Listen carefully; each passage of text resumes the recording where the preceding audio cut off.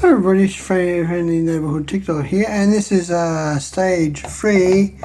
So basically what you're going to do is melt the butter into the eggs, into the broken up boiled eggs, and once this is boiled into the egg, you want to add your curry to desired taste. Now you want it to be nice and creamy, but you don't want it to, curried unless you really like it curry.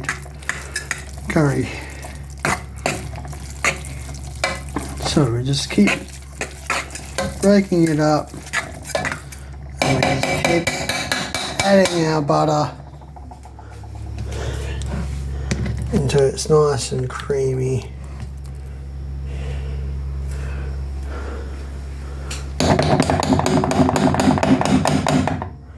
There we go. Right, so there we go. Pretty simple, nice creamy curried egg. Yummy.